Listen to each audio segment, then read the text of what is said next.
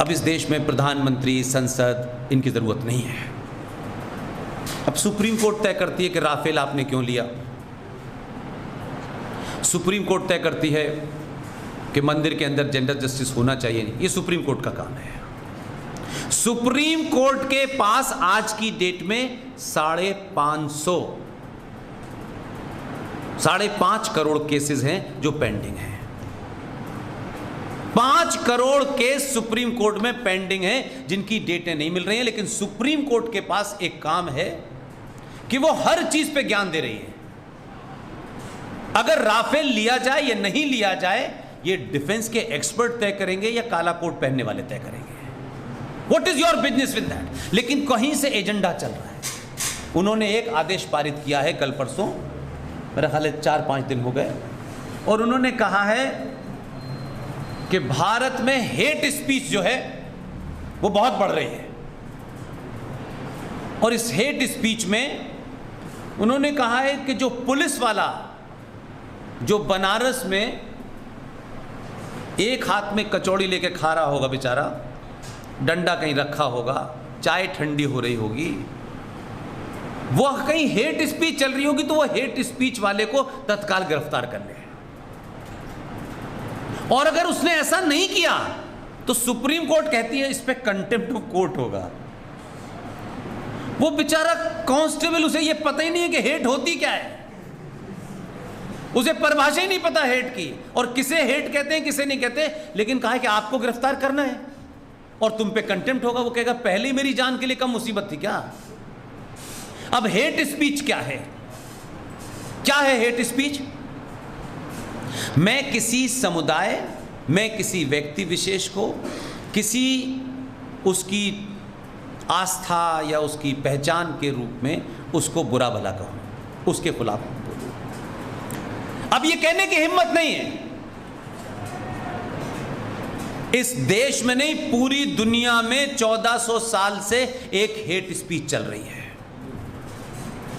दिन में 5 बार खड़े होकर के अजान देकर के ये कहना कि अल्लाह के सिवा किसी दूसरे की पूजा नहीं हो सकती, इससे बड़ी कोई हेट स्पीच हो सकती है?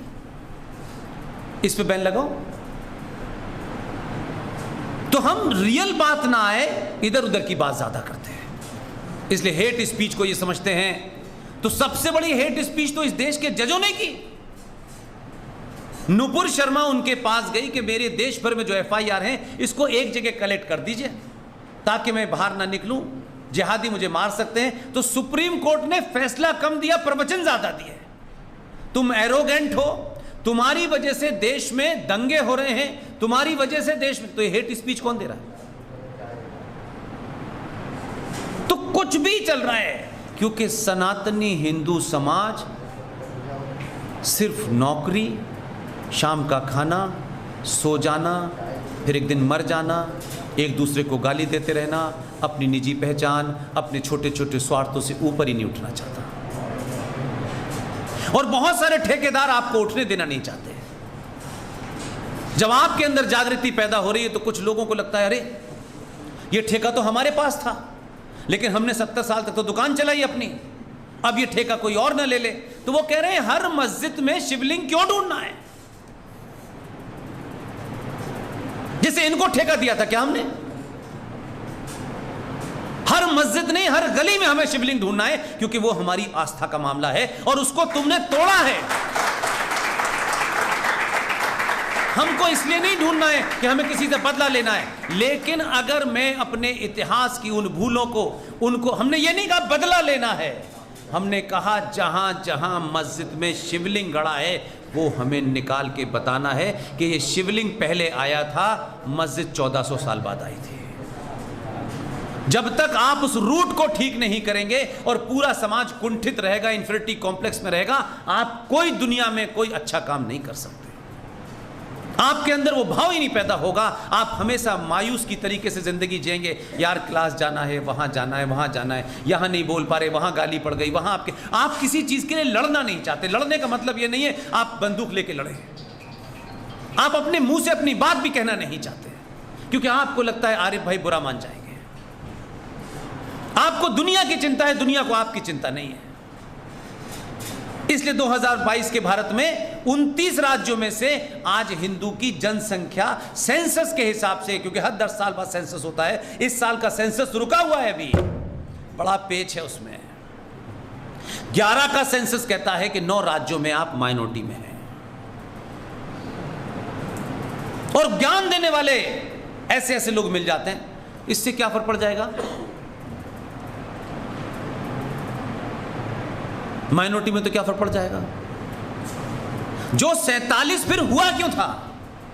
क्योंकि 47 के बारे में जिस इंसान ने सच बोला, उसके सरनेम के कारण कुछ लोगों ने उसके सत्य को दबा दिया। आज उसी का सत्य जोर से बोल रहा है, बड़े बड़े ठेकेदारों का सत्य नहीं बोल रहा। It was Ambedkar who said in his book Pakistan और partition of India, written by B R Ambedkar. उस किताब के पेज नंबर 375 पे लिखा उन्होंने, भारत का विभाजन मजहब के नाम पे हुआ था। जब तक भारत की धरती पे एक भी मुसलमान है, यह विभाजन अधूरा है। यह कहने की हिम्मत अंबेडकर में थी। अंबेडकर ने इस्लाम पे इतना बोला है कि कोई दूसरा नहीं बोल सकता, और नफरत में नहीं बोला है, एक एक शब्द बोला है। और ताज्जुब देखिए, आपकी खामोशी देखिए कि अंबेडकर को वो सर पे उठा के इसलिए चलते हैं कि वहां तक उनका अंबेडकर से एजेंडा पूरा होता है। और जब अब टेलीविजन पे आनंद रंगदासन पूछ लेता है कि अंबेडकर ने तो ये भी लिखा है, तो मौलवी साहब बड़े नाराज होते हैं। इसलिए मैं चाहता हूं कि आप तर्कों का जवाब तर्कों से दें, उसमें अपना होश न खोएं, गाली गलौज न करें। तो क्योंकि आज डिबेट आमने सामने हो रही है, और आप कहते हैं बदलाव क्या होगा? लोग जब ये सवाल करो तो लोग कहीं पूछते हैं इससे क्या लोगों को रोजगार मिल जाएगा? कुछ लोग, मैंने कहा, खानदानी बेरोजगार पैदा हुए हैं, रोज उन्हें रोजगार चाहिए। कौन सा रोजगार चाहिए मुझे समझ नहीं आता। क्या 135 करोड़ के देश में भारत सरकार की टोटल नौकरी 4.5 करोड़ है, लेकिन एक ये सेंटेंस बन गया है, नौकरियां नहीं मिल रही, लोग बेरोजगार घूम रहे हैं, नौकरियां नहीं मिल रही, कोई बेरोजगार, लेकिन सब जी भी रहे हैं। ऐसा नहीं है बेरोजगार से 10-5 लाख लोग रोज मर जाते हो बेरोजगारी से, ऐसा भी नहीं हो रहा, लेकिन ये चला रखा है लोगों ने। रोजगार ठीक है, जिनके पास नहीं वो क्या कर रहे हैं मुझे बताइए। 5 करोड़ 10 करोड़ लोगों के पास रोजगार होगा जो नौकरी कर सकते हैं सरकार की, बाकी लोग कैसे जिंदा हैं? भीख मांग रहे हैं क्या? तो ये नैरेटिव चलाया है यार, मंदिर बनाने से क्या हो जाएगा, बेरोजगारी खत्म हो जाएगी। तो मंदिर नहीं था तो बेरोजगारी थी, फिर तो दूध की नदियां बह रही थी यहां। जब तक कोई समाज अपने इतिहास पर, अपनी संस्कृति पर, अपनी पहचान पर, अपनी मान्यताओं, परंपराओं और आस्थाओं पे जब तक उसे प्राउड नहीं होगा, आप कुछ भी दे दीजिए, वो कभी भी तरक्की नहीं कर सकता। इसलिए बाकी चीजें तो आप कर ही लेते हैं, जो उस भाव की तरफ जाना चाहिए वहां नहीं कोई जा रहा है। अब जाने लगे हैं तो उसका बदलाव देखिए। सतीश भाई जिस प्रोफेशन को 2004 में छोड़ के आए थे, मैंने 12 में छोड़ा, और कॉन्शियसली छोड़ा मैंने। उस दिन से बेरोजगार हूं, 2 रुपए नहीं कमाता मैं, और उसका कैसे कैसे घर में सामना करना पड़ता होगा आपको अंदाजा नहीं है।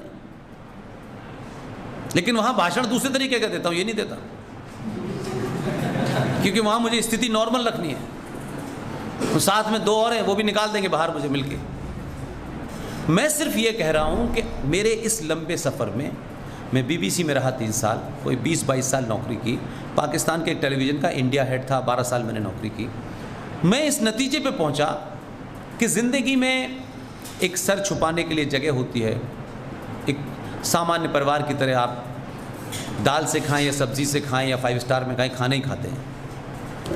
मुझे लगा कि मेरे पास वो जगह जहाँ मैं पैदा हुआ, वो जगह जिस जगह से निकल के पाकिस्तान का पहला प्राइम मिनिस्टर बना, लियाकत अली खां अलीगढ़ मुस्लिम विश्वविद्यालय के स्टूडेंट थे जो पाकिस्तान के प्राइम मिनिस्टर बने। वो बात अलग है कि उनको 7 साल के बाद वहाँ गोली मार दी।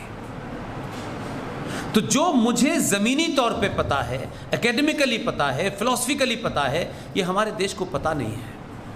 तब मैंने तय किया कि मुझे लगता था कि वो समय है कि इस वक्त हम अपनी बात रखेंगे। रखेंगे तो लोगों की समझ में आएगी। क्योंकि मैं अभी भी ये मानता हूँ कि सिर्फ सही बात आपको पता चल जाए, भारत के युवा में वो शक्ति है कि वो रास्ता तय कर लेगा, लेकिन उसको जानबूझ के भ्रमित करके रखा गया है। हिंदुओं के ठेकेदारों ने रखा हुआ है, जो सुबह से शाम प्रवचन देते हैं वो भी आपको सच बात नहीं बता रहे।